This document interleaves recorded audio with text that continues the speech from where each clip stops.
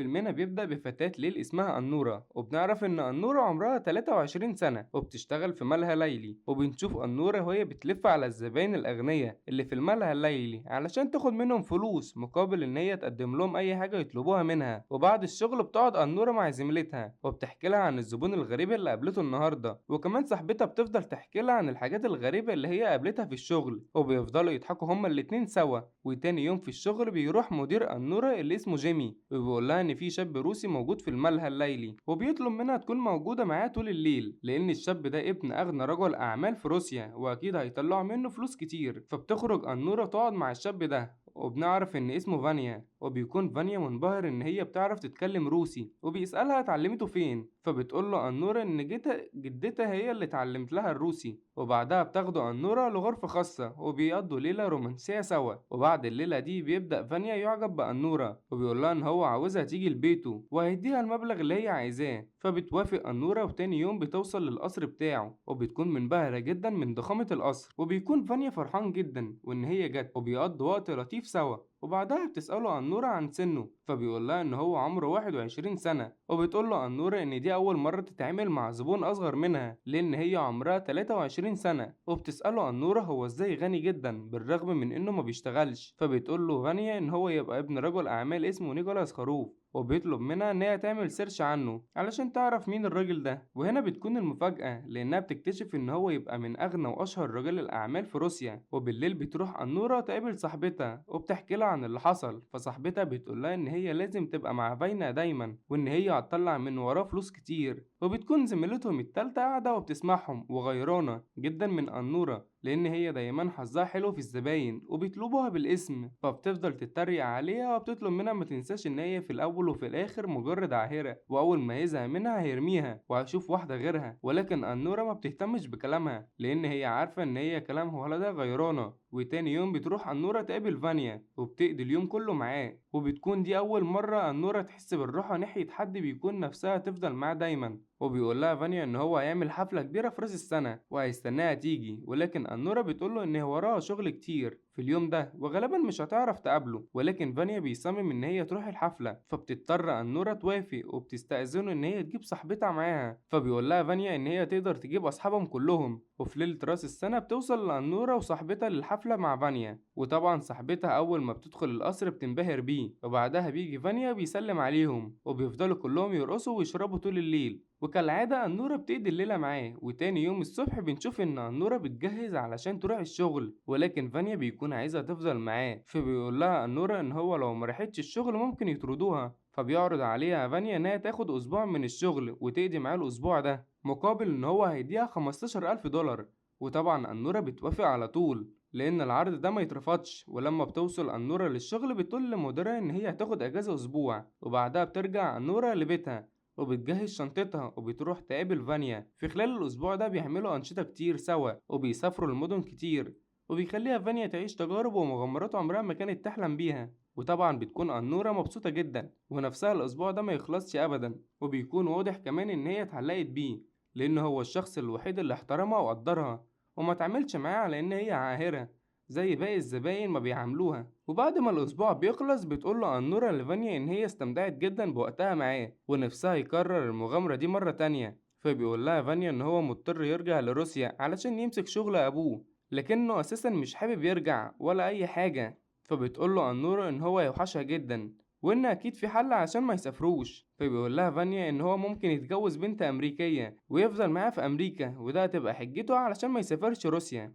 وبيفضلوا يفكروا سوا ممكن يتجوز مين لحد ما فانيا بيقول لها ان هو عاوز يتجوزها هي. وفي البداية بتتفاجأ أنورة من عرضه وبتكون مش عارفة توافق ولا لأ، ولكن فانيا بيوعدها إن هي لو اتجوزته هتعيش معاه أحلى أيام عمرها. فبيقول لها أنورة إن هي موافقة، وبيروحوا هما الاتنين على الكنيسة وبيتجوزوا بشكل رسمي، وبيفضلوا يجروا سوا في الشارع زي المجانين وبيقولوا لأي حد يقابلوه إن هما لسه متجوزين من 5 دقايق. وبتكون الفرحة مستعياهم هما الاتنين وبيفضلوا يحتفلوا مع بعض طول الليل.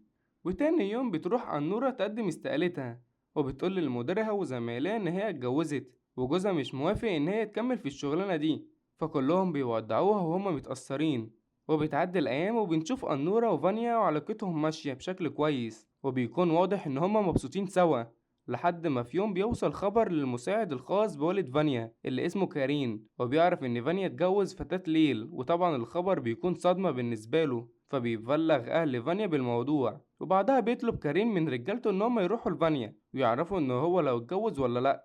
وفي الوقت ده بنشوف إن أنورا وفانيا قاعدين سوا، وبيكونوا قلقانين جدا لأن أهل فانيا بيرنوا على الصبح ومن ساعة ما عرفوا إن هو اتجوز، ولكن فانيا ما بيردش عليهم وما بيكونش حاطط الموضوع في دماغه، على عكس أنورا اللي بتكون متوترة. بعد لحظات بيلاقوا الباب بيخبط، فبيروح فانيا يفتح وبيتفاجئ برجالة أبوه داخلين عليه وبيقولوا له إن هما سمعوا إشاعة إن هو اتجوز وجايين يعرفوا لو الموضوع ده حقيقي.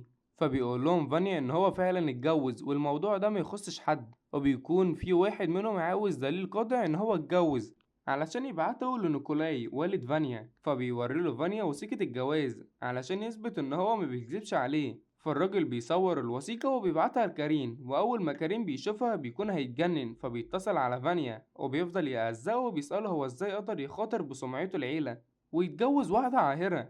وطبعا لما أنورة بتسمع الكلام اللي بيتقال عليها ما بتقدرش تمسك لسانها وبتفضل تشتم فيه، ولكن كريم بيتجاهل كلامها وبيعرف فانيا إن أهله في حالة انهيار من ساعة ما عرفوا إن هو اتجوز من وراهم، وبيتفاجئ إن أبوه وأمه جايين أمريكا تاني يوم وده علشان يبوظوا الجوازة دي ويرجعوهم معاهم لروسيا. فبيتصدم فانيا من اللي بيسمعه وبيكون مش عارف يتصرف ازاي لأنه ما كانش مستعد لمواجهة أهله دلوقتي، وبتكون أنورة مستغربة من سكوته وخوفه منهم لأنه هو كان وعدها إن هو هيواجه أهله بحقيقة جوازهم من غير خوف.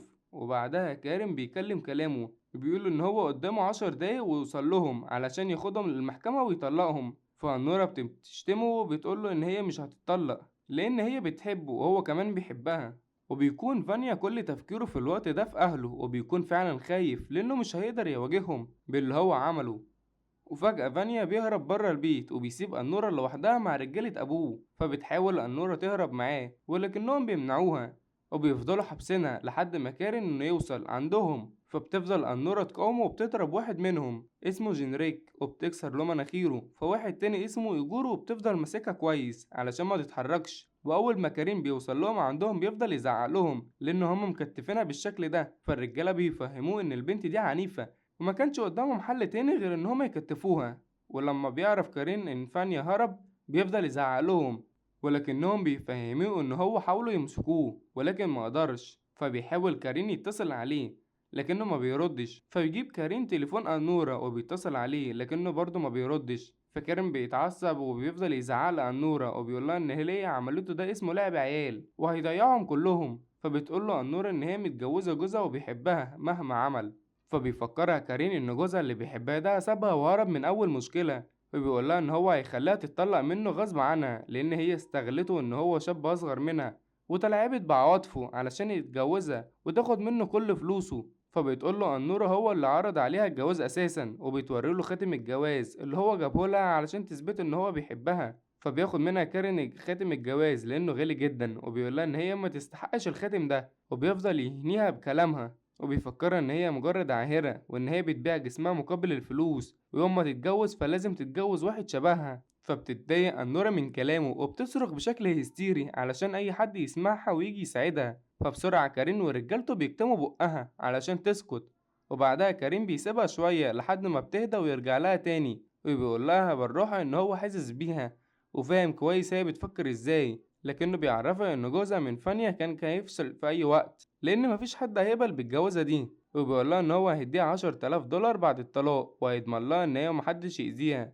لكن اهم حاجة ان هي تتعاون معاه علشان يقدروا يوصلوا لفانيا ويخلصوا بسرعة من الجواز ده. فبتضطر أنورة تسمع الكلام لأن مفيش حل تاني قدامها. وبعدها كريم بيفكها وبيروح معاها هو ورجالته علشان يدوروا على فانيا، وأول حاجة بيروحوا على محل الحلويات اللي فانيا بيروح له دايما لكنهم مش بيلاقوه. وبعدها بيطلعوا على المطعم اللي هو متعود يتعشى فيه ولكنهم مش بيلاقوه برضه. وبعدها بيروحوا الملاهي الليلية اللي هو متعود يسهر فيها، وبيمسك كريم المايك وبيقول على كل الموجودين إن هو بيدور على شاب تايه، وبيقول على اسمه وبيوصف لهم شكله علشان لو حد شافه يتواصل معاه. وبعدها بيكملوا جولتهم في المطاعم والملاهي الليلية اللي هما متعود يسهر فيها، ويفضلوا يسألوا عليه على كل الموجودين لكن محدش بيكون شافه، وطبعا بيكونوا تعبوا جدا من كتر اللف. فبياخدهم كارين على مطعم علشان يتعشوا وبعدها بيكملوا تدوير عليه. في الوقت ده بنشوف فانيا سهران في الملهى الليلي اللي كانت أنورة شغالة فيه، وبيكون عايش حياته وما عندوش أي فكرة عن اللي بيحصل. في الوقت ده بيوصل لأنورة رسالة من صاحبتها اللي شغالة في الملهى، وبتقول لها إن فانيا موجود هناك. فبسرعة أنورة واللي معاه بيتحركوا على هناك، وبيلاقوا فانيا سكران على الآخر ومش حاسس بأي حاجة. لأنورة بتقرب منه وبتقوله إن هما عايزين يطلعوهم بالعافية، وبتسأله إن هو لو موافق، ولكن فانيا بيكون مش واعيه أساسا ومبيكونش عنده أي فكرة عن اللي هي بتقوله. وبياخدهم كريم في العربية بتاعته وبيتحركوا على محكمة نيويورك، وبيفضلوا مستنيين طول الليل قدام المحكمة لحد ما المحامي بيوصل تاني يوم الصبح. وطبعا لما المحامي بيلاقي فانيا سكران بيتضايق جدا، وبيقول لكريم إن هو مش هينفع يدخل المحكمة وهو بالشكل ده لأن القاضي ممكن يعمل له مشكلة. ولكن كريم بيوعده إن هو هيسيطر عليه. وأول ما بيدخلوا المحكمة بيبدأ المحامي يشرح للقاضي وضع القضية، فالنورة بتقاطع كلامه وبتقول للقاضي إن هما اعتدوا عليها وعاوزين يطلقوها بالعافية، لكن هي مش موافقة على الطلاق أساسا. وكمان اتهموها إن هو جوازها منه مش قانوني، بالرغم إن هي متجوزة في لاس فيجاس وعندها أوراق تثبت الكلام ده. وأول ما المحامي بيعرف إن هما متجوزين في لاس فيجا بينصدم، وبيقول لكارين إن هو مش هيقدر يطلقهم من بعض لأن هما لازم يسافروا لاس فيجاس الأول ويطلقوا هناك. فكريم بيتضايق جدا وبياخدهم وبيمشي، وبعدها بيروحوا المطار وبيفضلوا مستنيين أهل فانيا لحد ما بيوصلوا. وأول ما والدة فانيا بتوصل بتروح تطمن على ابنها، وبتفضل تعاتبه على اللي هو عمله. فالنورة بتقاطع كلامها وبيعرفها على نفسها، فبتقولها إن هي كان نفسها تتعرف عليها من زمان. فالأم بتقولها إن هي ما يشرفهاش أصلا إن هي تتعرف على عاهرة زيها، وبتفهمها إن هي هتحاسبها على كل اللي عملته مع ابنها. وبعدها أهل فانيا بيقرروا ياخدوهم على الطيارة الخاصة بتاعتهم علشان يسافروا ويخلصوا إجراءات الطلاق هناك. ولكن قبل ما نورة تركب الطيارة بتروح تتكلم مع فانيا وبتطلب إن هو ياخد موقف ويمنع طلاقهم، لكن فانيا بيصدمها بكلامه وبيقولها إن هو مش هيقدر يعترض على قرار أهله، وبيقولها إن هو استمتع جدا بالأسبوعين اللي قضاهم معاها ولكنها ما تحلمش بأكتر من كده. وطبعا الكلام ده بينصدم أنورة جدا لأن هي حبته واتعلقت بيه، لكنه طلع ندل معاها. وبتفضل أنورة واقفة قدام الطيارة ومش عايزة تركب، وبيكون إيجور زعلان عليها جدا ونفسه يساعدها. وقتها الأم بتلاحظ إن أنورة لسه مركبتش الطيارة، فبتنزل تشوفها وبتلاقي أنورة متعصبة وبتقولها إن هي هترفع عليهم قضية علشان تاخد حقها منهم. فالأم بتفهمها إن هي هتخسر كل اللي وراها واللي قدامها لو فكرت ترفع القضية دي، وبتفكرها جوزها يبقى مين وممكن يعمل فيها ايه. وطبعا بتحس أنورة وقتها بالعجز وبتضطر تركب معاهم الطيارة، وبيتحركوا على لاس فيجاس. وبعد ساعات بيوصلوا للمحكمة وبيخلصوا إجراءات الطلاق. وقبل ما أنورة تمشي بتروح تشتم فانيا، بتقوله إن هو أحقر إنسان عرفته. وبعدها بيروح كارين يقوله إن أنورة إن هي هيسمح لها تبات في القصر النهاردة لحد ما تلم حاجتها وترجع بيتها، وإن هو هيبعت أجور معاه لأن القصر هيكون فاضي. وبالليل بتوصل أنور للقصر مع أجور وبيفضلوا سهرانين طول الليل، وبيكون واضح من نظرات أجور وكلامه إن هو معجب بيها. وتاني يوم الصبح بيروح أجور يوصل النورة بعربيته لحد بيتها، وقبل ما بتنزل من العربية بيديها أجور خاتم جوازها اللي هو أخده منها كريم، وبيقولها إن هي تستحق الخاتم ده. فهنا النورة بتتأثر جدا باللي هو عمله، فبتاخده بالحضن وبتنهار من العياط، وبيفضل أجور واخدها في حضنه لحد ما بتهدى. وفيلمنا بيخلص لحد كده. ما تنساش لو الفيلم عجبك تعمل لايك وتشترك في القناة وتفعل زر الإشعارات عشان يوصلك كل جديد.